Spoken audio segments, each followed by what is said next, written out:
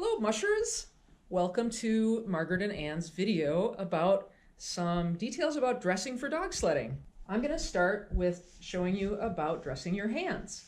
You're going to find it helpful to have 3 layers, and this is a rule for all of the dressing for this event.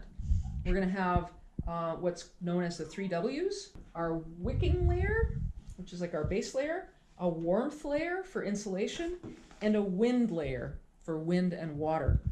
I'm putting on my base layer. You can see that these gloves are pretty skin tight. They're stretchy, but I have full dexterity. I can move my hands around. They don't come off real easily. Next, I've got my warmth layer. I can put on these nice, heavy, thick mittens. These are not the average mittens that you're going to find at most outdoor stores because these are for very cold weather, and these will be available for sale at the Wintergreen store. The final layer is your shell, or your wind layer, wind and water layer. Now, this is not exactly what you're going to be provided, but you will be getting this layer, the equivalent of this layer, from the Wintergreen rental package. This is going to go over your other mittens. It's actually going to be even bigger. These are pretty big. Yours will be bigger, and you'll be able to put as many layers under it as you need. And what I'd like you to see what happens here, if I try to take off a layer, I can pull my hand out. I have full dexterity. I can address, buckle adjustments. I can slide it back on again, and I never have to have my hand bare to the wind and the cold. And as you all know, since you're all outdoor active people, you get sweaty, and your hands may end up getting sweaty and sweating in your layers underneath here. It may be helpful to have an alternative layer. I like having a slightly different weight. These are a little bit lighter than those other ones. I ended up wearing these a lot on our last dog sled trip, and these also fit in here really nicely. Finally, I'd like to review what we don't recommend. These are both terrific sets of hand gear. You might find them useful for traveling, but during the trip, we do not recommend that you use these. These happen to be gloves that I wear just about every day when it's cool or cold outside. They're driving gloves. They're good for just kind of out for a walk. What they don't do is they don't stay on.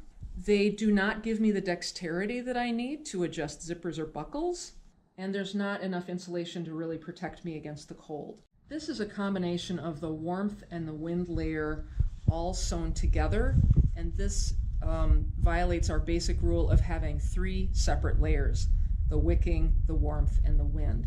And you may end up with soggy, wet, sweaty hands, and wet is cold, and we don't want to be cold. We want you to be warm and comfortable.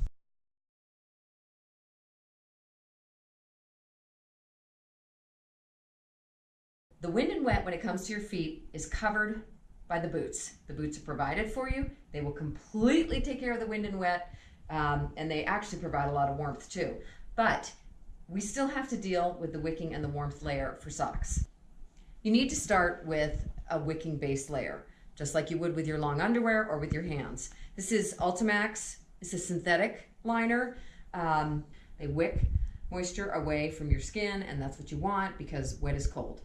I also have some smart wool. I'm a big fan of wool. I have some wool liners. They function in just the same way. I just really, really like the comfort of wool. Some people it's scratchy and itchy. For me, it's dynamite. For my warmth layer, I go for just a regular pair of merino wool socks. I'm a big fan of smart wool. It has the highest percentage wool that I've found, and that's what works best for me. And I strongly recommend a wool blend sock, no matter what, because it's really good for the moisture and it's really good for the warmth. When I went up to Ely last year, I discovered I needed these. These are another pair of thick wool socks that I was able to buy at Wintergreen. At the lodge, actually, they had some. And I actually wore these over my other wool socks. So these are a good alternative to a single pair of socks or to add over another pair of socks for extra warmth. To summarize, I need wicking, wool or synthetic, either one's fine, and then I need warmth. The wet and the wind for the feet is handled by the boots that are provided. I need to bring all this stuff. There is a similar approach you can take where you might want to layer some hats. When it gets extremely cold, like say 20 below, you may find that a certain combination of hats really works well. This hat I happen to like a lot because it is a shell. It actually blocks the wind. And so when I'm outside, let's say on an open frozen lake, this can be really handy. Here's an example of a hat that I might layer on top of these other two hats. You can see it's a little bit thicker. You may see people with 6, 7, 8 layers on their heads around their faces. And again, there's never too many, you can never have too many options for your layering. And that goes for actually any part of your body. Another hat that I like that did me a lot of good when it was 30 below was this hat. This is a very, very heavy, it's literally sheepskin. If you happen to have something like this kicking around, grab it. You might be happy that you have it. Another piece that a lot of people found useful, Margaret likes this a lot. Say something about your headband, Margaret. Well, this headband is, it's very comfortable. It's fleece. It's made at Wintergreen. I think I bought it for not very much money. Again, you can pick it up at the store. I just found it really useful, and I use it year round now. And again, it's something I layer under my wool hats. So if you have something like this and you're fond of wearing them, definitely bring them. They're great to have. One thing that I don't necessarily recommend is a hat like this. It's a fantastic hat. I love it. But you can't layer it. It's got a big tassel that's going to block it from being layered very easily. So once again, on your head, you want layers. And finally, here's an example of a piece of clothing that a lot of people have found it's been very popular lately. It's a buff. This one happens to be merino wool because I like merino wool. And it's basically a tube. I'm still kind of learning how to use a buff.